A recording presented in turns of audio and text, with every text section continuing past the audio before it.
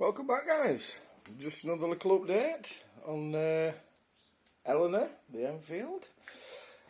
Just basically fitted the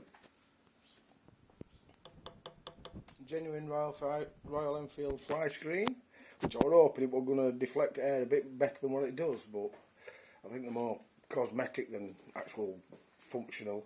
It just seems to direct air straight into me. Maybe takes it off my chest, but just directs it straight into your helmet. It's okay if you just slow speeds, you don't notice it. Once you get over your 50 and your 60 mile an hour, you do not buffering. It's clean air what's hitting you. But if you ride with an open face helmet, put it this way, you get plenty of fresh air. I've tried it with a full face helmet and it's not noticeable. It just doesn't affect you with a full face helmet with your visor down. You don't notice any buffeting or anything like that. It's just when you've got the open face on.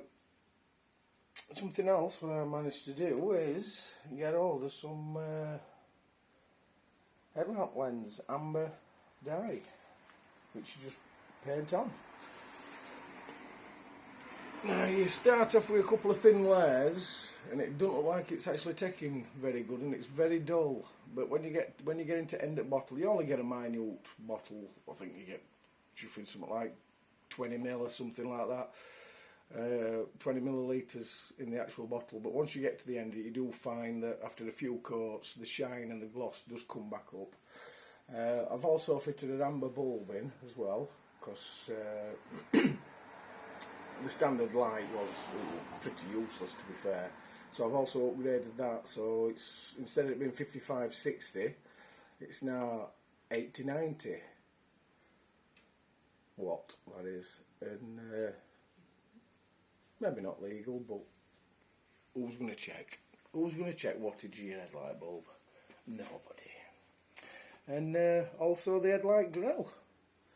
Now this is the second one I ordered. I did order another one off my friendly neighbourhood eBay, which had just got thick bars going across, maybe 4 bars going across, and it is listed for a 7-inch headlight, but there's no way that it fits.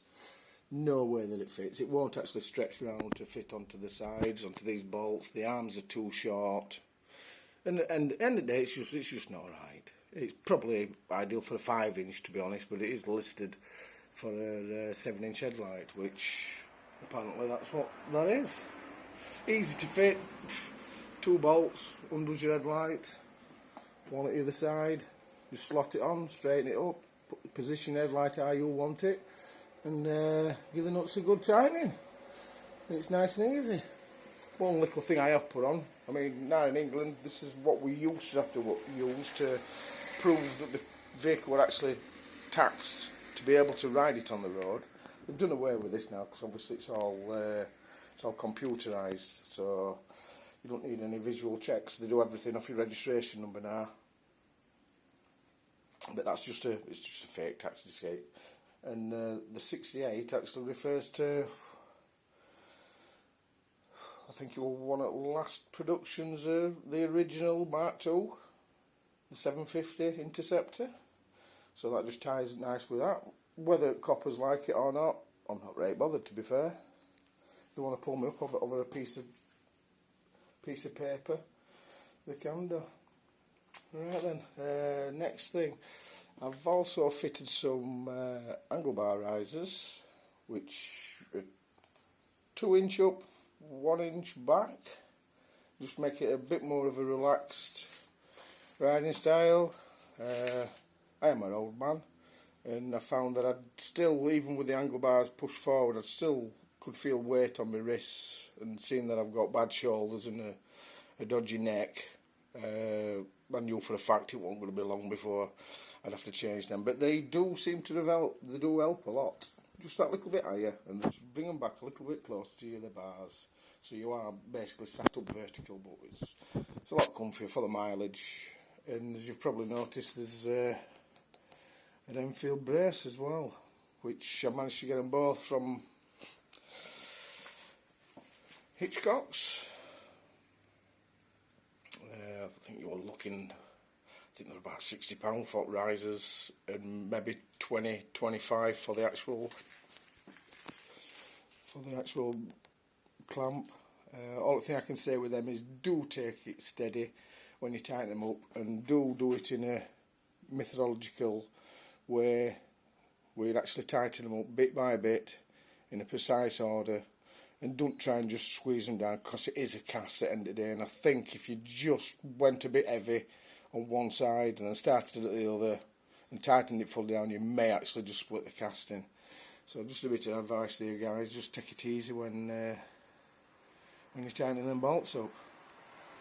I have got some other little bits and bats which I've just received. Oh, I've got a headlight, something helmet lock. It's not all brilliant, but if you're going for some fish and chips and you just don't want to be carrying your helmet, you can fasten it to that. It does come with like a T-shape bar which locks into the ratchet strap on your helmet, and then obviously it's drilled on one end, so you put the T-part through the helmet to the ratchet, and then just hook the drilled hole through there and lock it up. If it's like hotels, if they want it, they'll cut through bloody strap. Not that it helmet's going to be much use, but there's always some fool what'll do it just to try and ruin somebody's day. And I've got some blanking mirror screws, because I've got rid of Mickey Mouse ears and fitted me Alcyon lookalike. I've only gone for one at the moment. I don't really need to. It's set up so I can see directly behind me. I always look over my shoulder anyway if I'm coming off roundabouts and taking a left turn, so I'm basically covered with that. I'm okay with that anyway. I'm happy, and that's all that matters. One other thing what I managed to get was another a bit of fun, a bit of bling. That's what it is. Speedo cable. Instead of having that silly little piece of wound up metal with a rubber grommet on it, I just thought that looks nice, and it's billet aluminium, strong as a ox, and that should do for now, lads. I've got some other modifications that I am going to be doing. I'll keep banging them on YouTube, and we'll see how it goes. Once again, thanks a lot, guys. See you there.